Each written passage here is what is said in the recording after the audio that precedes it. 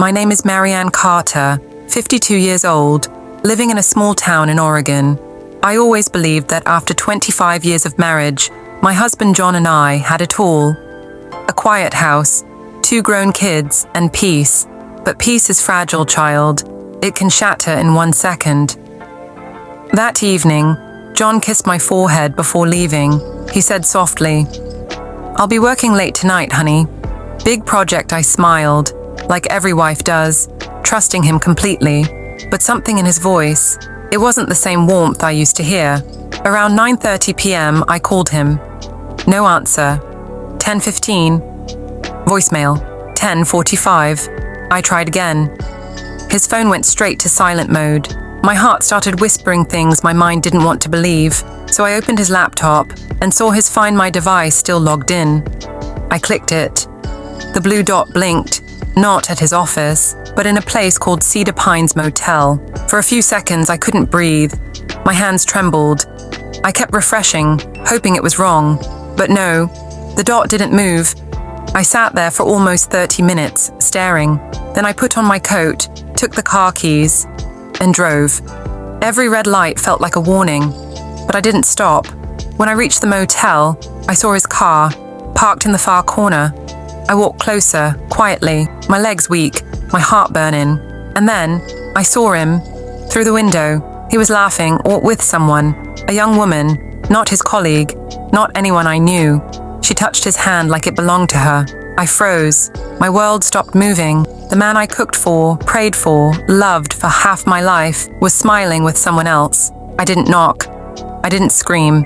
I just walked back to the car and sat there in silence, watching the rain on the windshield. That night, child, something inside me died. I drove home at midnight. When John came back at 2 a.m., pretending to yawn, pretending to be tired from work, I said nothing, because sometimes silence is louder than a scream.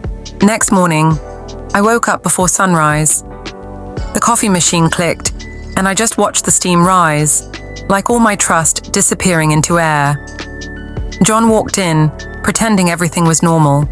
He smiled, kissed my cheek. "Morning, sweetheart," he said, like nothing happened. I looked straight into his eyes and whispered, "Did you finish your project last night?" He froze for a second, just a second, but I saw it. That tiny flicker of fear. He said, "Yeah, it went great." "Why?" And I smiled, a calm smile that scared even me. "Then maybe," I said softly, "you can tell me why your GPS showed Cedar Pines Motel." He dropped his coffee cup. Hot liquid spilled over the tiles. He tried to speak, but his lips just opened and closed like a fish out of water. "Marianne," he whispered, "it's not what you think." I laughed, the kind of laugh that hides pain. "Oh, really, John? Then please, help me think better." He sat down, his face pale. "She's no one," he said. "It's just someone I met online. It didn't mean anything." "Didn't mean anything? Then why did it mean everything to me?" I stood there, shaking. "I cooked for you, waited for you, grew old beside you, and you tell me it meant nothing." He started crying, saying sorry, saying he was lonely, saying he didn't know why he did it, but all I could hear was silence. Because love doesn't die loud, child. It dies quietly, one lie at a time. I left the house for a few days, went to stay with my sister in Portland. Every night, I'd look at the ceiling and ask myself, was it my fault? Did I stop being enough? My sister held my hand and said, "No, Marianne." He broke a promise. "You didn't." After a week, John came to see me. He looked tired, older, somehow. He said, "I'll do anything to fix this." I told him gently, "Some things can be repaired, John, but not replaced. You replaced me long before that night." He cried. I cried. But the truth stayed the same. Love can't live where trust is buried. I didn't file for divorce that day. I just told him I needed time. Time to remember who I was before I was his wife. For the first time in 25 years, I went for a walk alone. No ring, no husband, just me, breathing, living, healing. Because sometimes, child, losing someone you love is how you find yourself again. It's been 6 months since that night. The night my world ended, and somehow began again. John still calls sometimes. He asks if I've eaten, if I'm okay, and maybe I am, or maybe I'm just learning to be. I moved into a small cottage by the lake. It's quiet here, just me, the wind, and my thoughts. Every evening, I sit by the window with a cup of tea, and I talk to myself, the woman I forgot for years. A few weeks ago, I found something in the old dresser drawer, a letter. It was in John's handwriting, dated the week after I left. Marianne, if you ever read this, I want you to know I'm sorry, not because I got caught, but because I hurt the only person who ever loved me truly. I can't undo what I did, but I hope one day you'll remember the good years, not the night I broke them. I sat there for a long time, holding that letter, and for the first time, I didn't cry, because forgiveness isn't saying it's okay, it's saying I choose peace over pain. I went to the lake that evening. The sun was setting, painting the water gold, and I whispered, John, I forgive you, but I also forgive myself for staying quiet too long. When I came home, I looked in the mirror, and I smiled, not because I forgot him, but because I finally remembered me. The woman who used to laugh at her own jokes, who loved music, flowers, and cooking just for herself, she's back. You know, child, sometimes God doesn't take away the storm. He just teaches you how to dance in the rain. John and I never got back together, but we talk once in a while, with kindness, not bitterness, because we're not enemies. We're just two people who lost their way. And now, when I pass by that motel on the highway, I don't feel pain anymore. Just a quiet thank you for showing me the truth, because that night didn't break me. It freed me. Voice softens. So, if you're listening, my dear, if someone broke your trust, if your heart feels too heavy to carry, remember this. You are not what they did to you. You are what you do after it. And maybe, just maybe, you'll find peace waiting at the other side of goodbye. When the sun rose, it didn't feel warm. The whole house smelled like coffee, but I didn't drink it. John sat across the table, pretending to read the newspaper. Not a word between us. Every rustle of that paper sounded like thunder. He asked softly, You okay, Marianne? And I said, Yes.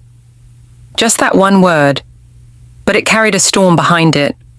I looked at his hands, the same hands that once held mine like they'd never let go. Now I couldn't even look at them without remembering her. He left for work again, and I just sat there, staring at our wedding picture on the wall. We looked so young, so sure. But that woman in the photo, she didn't exist anymore. Later that afternoon, my daughter Lily called. Mom, you sound tired. Are you okay? I smiled and said, I'm fine, sweetheart. Because mothers, they protect everyone, even from their own pain. That night, I sat alone on the porch. The wind was cold, and the stars were quiet. For the first time, I whispered to myself, maybe peace isn't staying silent. Maybe peace is letting go. A week later, I couldn't carry it anymore. So I wrote a letter, everything I'd wanted to say but never did. I wrote about the motel, about how his laughter broke me more than his betrayal, and how every silence since that night felt like punishment. When I finished, I didn't plan to give it to him. It was just for me, a way to let my pain leave my chest and live on paper. But fate, child, it has its own cruel sense of humor. The next morning, John found the letter on my desk. He read it, every word. I stood there frozen as his eyes filled with tears. He said softly, Marianne, I made a mistake. Please don't end us like this. But the thing is, he had already ended us, not with his hands, but with his choice. I walked away, not out of anger, but because staying would have meant killing what little of me was left. That night, I slept in Lily's old room. It smelled like lavender and safety. And for the first time in days, I closed my eyes without fear. Days turned into weeks. The house began to change. John still lived there, but he was a ghost in his own home. His chair at the dinner table, empty most nights. His voice, replaced by silence. Sometimes he'd leave early, sometimes not at all. Sometimes he'd just sit outside, looking lost, like a man haunted by the echo of his own choices.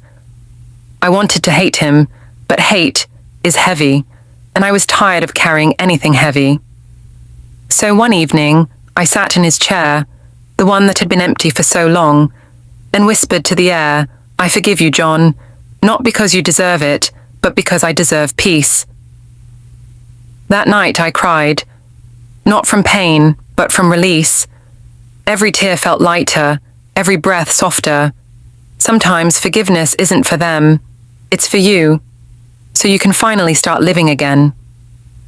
Weeks passed, and I thought the silence in the house had settled, but grief doesn't knock, child. It just slips through the cracks of memory. That evening, I was folding laundry, and I found one of John's old sweaters, the blue one he wore every Christmas. I held it close, and suddenly, the smell of him came rushing back. Cedarwood, coffee, and the man who once called me his whole world. I sat on the floor and cried into that sweater like it could hear me. Like maybe, if I held it long enough, I could go back to the woman I was before the motel, before the silence.